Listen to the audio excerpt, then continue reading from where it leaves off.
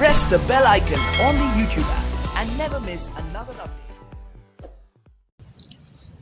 নমস্কাৰ বন্ধুসকল, আশা কৰোঁ আপোনালোকৰ ভালে আছে। 2019-20 বৰ্ষৰ ইউডাইছৰ অনলাইন আবেদন ইতিমধ্যে আৰম্ভ হৈছে আৰু বহুতো শিক্ষাগুৰুসকলে তেখেতসকলে অনলাইন আবেদন কৰিবলৈ ইতিমধ্যে তৎপৰো হৈছে। গতিকে ইয়াৰ মাজতে দেখা গৈছে বহুতো শিক্ষাগুৰুসকলে তেখেতসকলৰ পাছপোৰ্ট, প্ৰিভিয়াছ পাছপোৰ্ট, যোনটো আমাৰ ইউডাইছৰ ইউজাৰ আইডিৰ পাছপোৰ্ট আছিলে, তেখেতসকলে পাহৰিছে বা হেৰুৱাইছে। গতিকে তেখেতসকলে নিজৰ কেনেদৰে লগইন কৰিব পাৰিব, আজি এই ভিডিঅ'টো চাই যাব। সকলোখিনি ইনফৰমেশ্যন আপোনালোকক দিয়া হ'ব।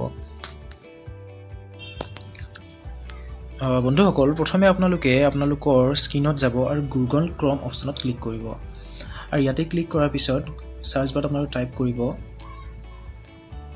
ইউডাইছ লগইন আৰু চিম্পলি এণ্টাৰ কৰি দিব।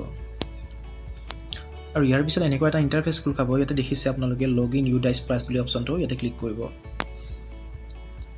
আৰু ইয়াতে ক্লিক কৰাৰ পিছত আপোনালোকৰ ইউজাৰ নেম আৰু পাছপোৰ্ট দেখিছে আহি গৈছে। গতিকে যদিহে আপোনালোকৰ ইউজাৰ আইডি আৰু পাছপোৰ্ট, ইউজাৰ নেম আৰু পাছপোৰ্ট পাহৰিছে, তেতিয়াহ'লে আপোনালোকে চিম্পলি স্ক্ৰল ডাউন কৰি তলত আহিব আৰু ফৰগেট পাছপোৰ্ট অপশ্যনটো দেখিছে, ইয়াতে চিম্পলি ক্লিক কৰিব আৰু ইয়াতে ক্লিক কৰাৰ পিছত আপোনালোকৰ দেখিছে ইউজাৰ আইডি বুলি অপশ্যনটো দেখিছে, ইয়াতে চিম্পলি আপোনালোকৰ স্কুলৰ ডাইচ কোড নাম্বাৰ এণ্টাৰ কৰিব লাগিব।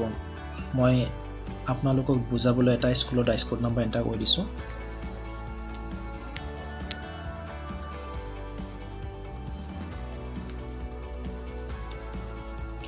আৰু ডাইচ কোড নাম্বাৰ এণ্টাৰ কৰাৰ পিছত ইয়াতে দেখিছে আপোনালোকৰ ৰেজিষ্টাৰ মোবাইল নাম্বাৰ। গতিকে যোনটো আপোনালোকৰ ৰেজিষ্টাৰ মোবাইল নাম্বাৰ, যোনটো মোবাইল আপোনালোকে ব্যৱহাৰ কৰি আছে, যদিহে আপোনালোকৰ দুটা চিম আছে, তেতিয়াহ'লে দুবাৰকৈ আপোনালোকে দুটা চিমৰ নাম্বাৰ আপোনালোকে এণ্টাৰ কৰি চাব। হয়তো এটা আপোনালোকৰ ৰেজিষ্টাৰ মোবাইল নাম্বাৰ হ'ব পাৰে।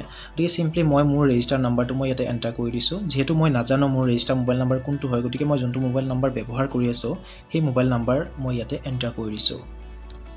আৰু মোবাইল নাম্বাৰ এণ্টাৰ হোৱাৰ পিছত চিম্পলি আপোনালোকে কেপচা দেখিছে, ইয়াতে যোনটো আপোনালোকৰ তলৰ ৰেড কালাৰ অপশ্যনত দেখিছে F6। গতিকে যোনটো যদি স্মল লেটাৰ হয়, তেতিয়াহ'লে আপোনালোকে স্মল লেটাৰ লিখিব আৰু যদি কেপিটেল লেটাৰ হয়, তেতিয়াহ'লে কেপিটেল লেটাৰত লিখিব। গতিকে যেনেকৈ লিখা আছে সেনেকৈ আপোনালোকে লিখি দিব। 6 আৰু এইখিনি লিখা হোৱাৰ পিছত আপোনালোকে চিম্পলি ছাবমিট কৰি দিব।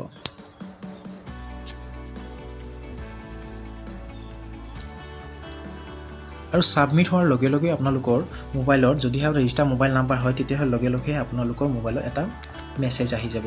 গতিকে দেখিছে বন্ধুসকল, মোৰ মোবাইলত এটা মেছেজ আহি গৈছে। গতিকে এই যোনটো আপোনালোকে দেখিছে নিউ পাছপোৰ্ট ইজ, গতিকে সেইটোহে আপোনালোকৰ যোনটো হয়, সেইটো আপোনালোকৰ নতুন পাছপোৰ্ট হয়। গতিকে আপোনালোকে যেতিয়া লগইন কৰিবলৈ হ'ব, তেতিয়াহ'লে আপোনালোকৰ যোনটো মোবাইলত মেছেজ আহিছে, সেই পাছপোৰ্টটোহে আপোনালোকে পাছপোৰ্ট হিচাপে ব্যৱহাৰ কৰিব পাৰিব। তাৰপিছত আপোনালোকে চিম্পলি লগইন হোৱাৰ পিছত আপোনালোকে চিম্পলি পাছপোৰ্টটো চেঞ্জ কৰি ল'ব পাৰিব। গতিকে মই আপোনালোকক দেখুৱাই দিছোঁ। তাৰপিছত ইয়াতে দেখিছে passport reset successfully and send to your register mobile number বুলি আহিছে।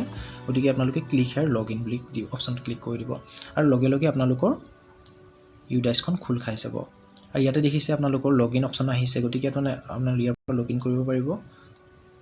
তাৰপিছত স্কুল মেনেজমেণ্ট বুলি দিয়া আছে। গতিকে যদিহে আপোনালোকে স্কুল, ডিষ্ট্ৰিক্ট, ব্লক, মিছনৰ ফালৰ পৰা যদি আপোনালোকে লগইন কৰিব খোজে, তেতিয়া চিম্পলি ইয়াতে এইটো অপশ্যন ক্লিক কৰি আপোনালোকে লগইন কৰিব পাৰিব। যদিহে বন্ধুসকল আজি ভিডিঅ'টো ভাল লাগিছে, তেতিয়াহ'লে লাইক, শ্বেয়াৰ আৰু ছাবস্ক্ৰাইব কৰিব নাপাহৰিব। ধন্যবাদ। জয় আই অসম।